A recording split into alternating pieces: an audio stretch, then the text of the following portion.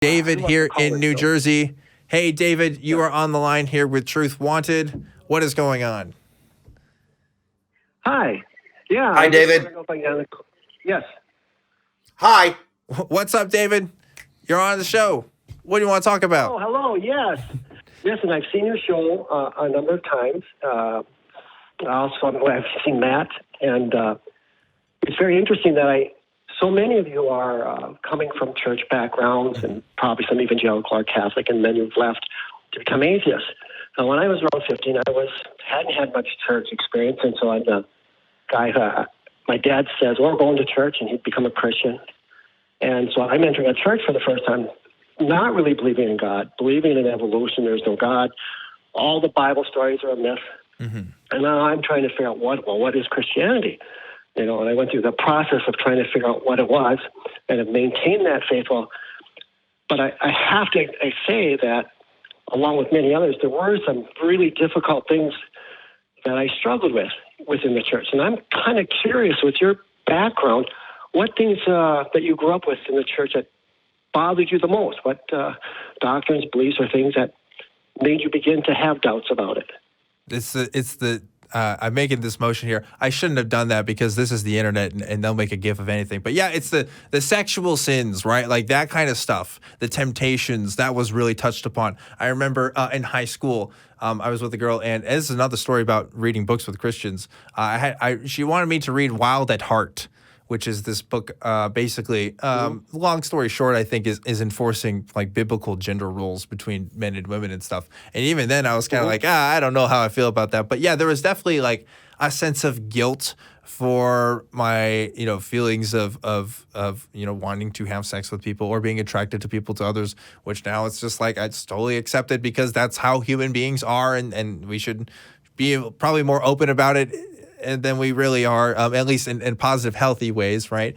Yes. I mean, that's probably, if you ask most people, they'll probably put that on their top 5 for sure. I think the list gets more diverse from there. The other thing was the fear. Like the fear of just doubting God's existence. Yes. Because God is this sacred thing, and he is your dad. He is your father. It is a father figure, and they do not hide the fact that he is a father figure, okay? And you want to please your dad. Like, you want to do the best for your dad. If you have a good relationship with your dad, that's the kind of, mentality they want to go for. And if you go against your dad's wishes, you're going to disappoint him. In the Methodist upbringing, right, you're going to disappoint him. If you're a Baptist, you're not just going to disappoint him. He's going to punish you. So there's, there's different levels of how that works, right?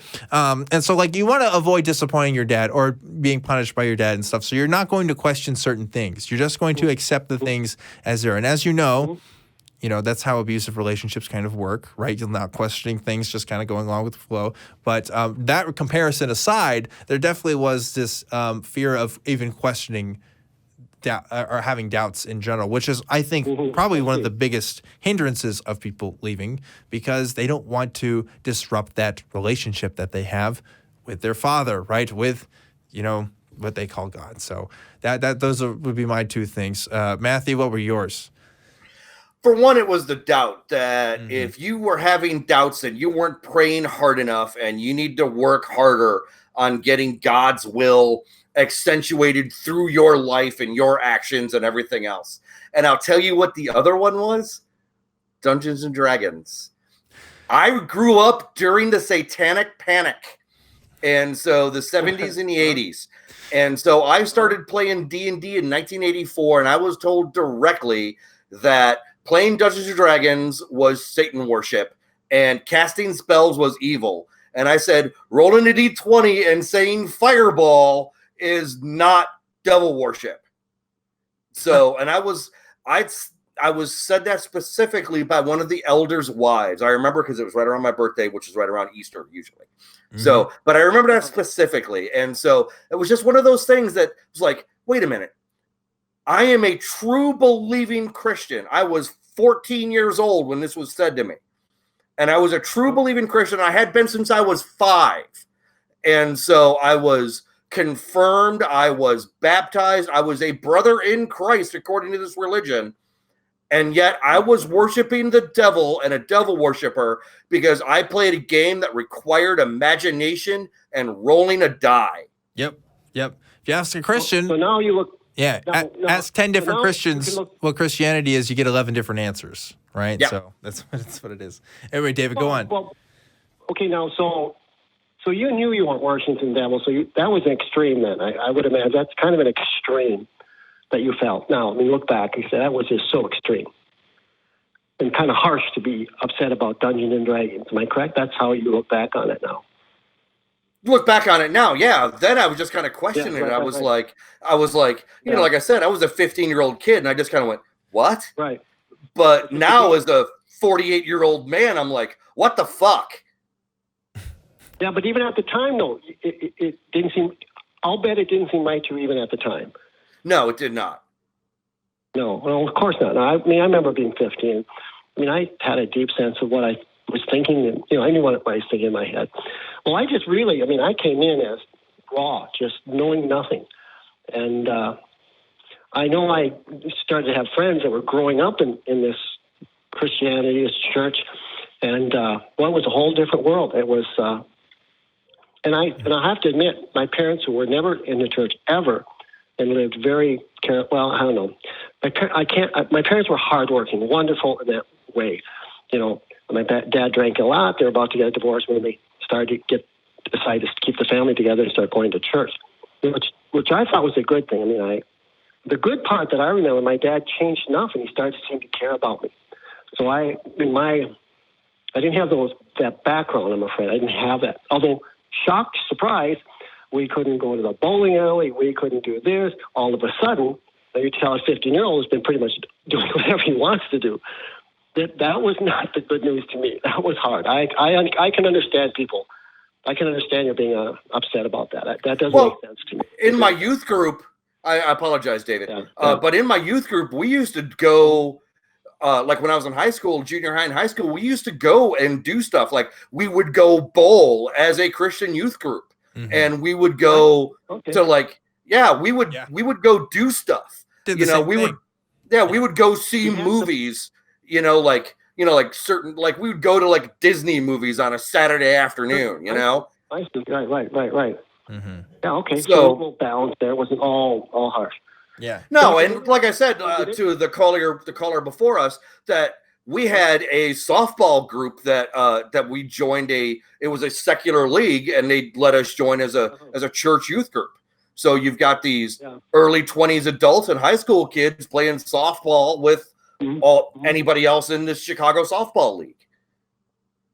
Okay, Dan, you too. You had participation in youth groups and stuff? I wasn't in the softball league, although I do feel like if you're the only Christian softball league, like you should be blessed by God and you should be winning like every single game for his glory. So if you weren't, then clearly you weren't really on God's side, right? But besides that, I did the bowling thing. Like we did the Wednesday night. Okay. My youth group, we used to watch we used to watch The Walking Dead on Sunday nights whenever it came out when they had the new episodes, man. My youth group was pretty cool, but again, it's like wherever you go, there's going to be different tolerances and different acceptances of what's cool. Then what turned you on? Okay, the sexual things that you can't. Sex is just for marriage. Period. Correct. That was it, right? Yeah. Correct. No touchy feely. No bad thoughts and no actions on those bad thoughts. That thinking the bad thought was the same thing as doing it. Yes, that was definitely a thing. If lusting upon a girl is the same thing as acting upon that lust, like that was definitely that's interesting. Interesting. Well, I didn't. I learned a little bit different, quite a little different theology. That lust is something that takes time. The momentary thoughts thing is not sin in itself, but. I was explaining it's dwelling and acting on it, not necessarily just having temptation. Because after all, how can you be tempted if you didn't have thoughts? But anyway, so what really then turned you away? Just that it goes when you're because of the. Well, I would see my experience was this. If I may share, I had a very immoral dad. I knew he was out with other women, not just out drinking, and. was kind of glad to see he came back and was faithful to my mom. I wasn't happy that my dad was cheating. So you'd say cheating would be wrong, right? Or no? Oh, yeah. I mean, I grew up in the 60s.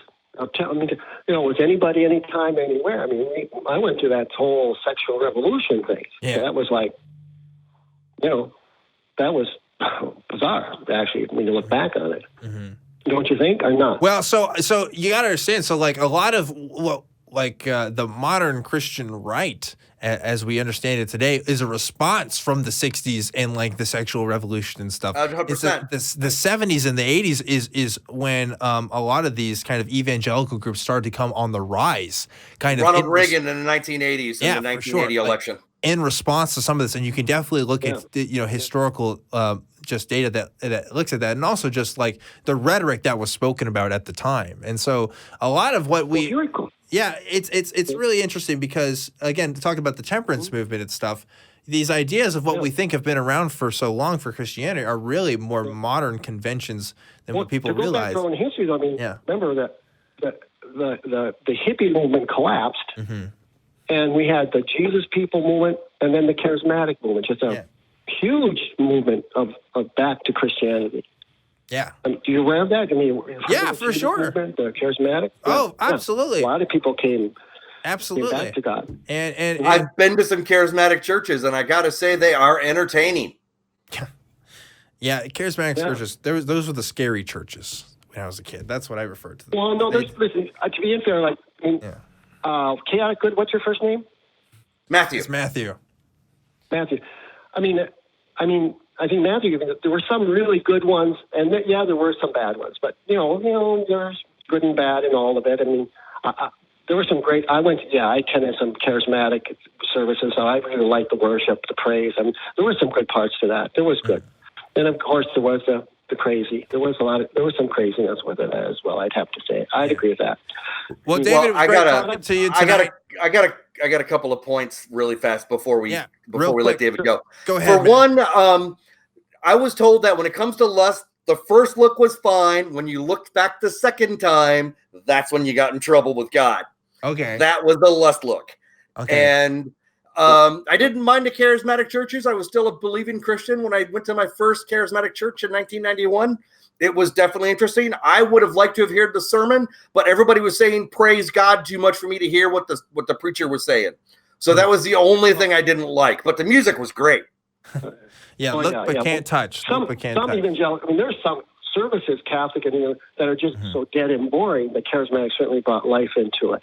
Yeah. But I'm still not sure quite. I mean, I don't want to hold the line long because we have other callers. Perhaps. We do have to wrap it up in just a second here, David. But if you just got one more question for us, I'm sure we can answer it, and then we can go ahead and wrap it up for tonight. Well, I'd just like to conclude with a comment. Okay. By way, to let you go because I love dialogue. I mean, I found a morality that I felt healthy, that I kind of attracted me to Christianity. I grew up with a lot of immorality around, and to be able to have that there was a morality, that there was a right way, was one of the things that really attracted me to Christianity. That you should love one person, you shouldn't be, after just anybody, and you shouldn't be having sex without love. But also, you should have that person. I don't know any woman who wants to have another woman to compete with for your love and have sex with. That was the way my thinking of that. Apparently, you've never been in a polyamorous relationship, so. Yeah, sure. Yeah, they definitely exist, at least around here. I'll go ahead and make some comments on those thoughts as well, David. But thanks again for calling. And, thanks, David. Have a good one. Yeah, love hearing from you, and hope to hear from you again soon. I like what David said, because the idea that Christianity provides this moral framework for you to follow. I mean, that is appealing. Like, it's like, here's the answers right here. I get that point of view. Yeah. I get that point of view, but Matt Dillahunty said something to the effect, and I'm paraphrasing it and kind of probably butchering it, but what is good about religion can be done without it. Yeah. You don't need religion to do good stuff. You can be a good and moral person without a God concept, without having a God or a higher power. You can be good. As a matter of fact, being good without God shows that you are responsible for your own actions. You don't need to say, I'm a fallen, sinning person without God. I'm going to go do all this horrible shit. No, you're just a horrible person if you're going to go do that. Take responsibility for your own actions. If you're going to be a good person, be a good person. Yeah.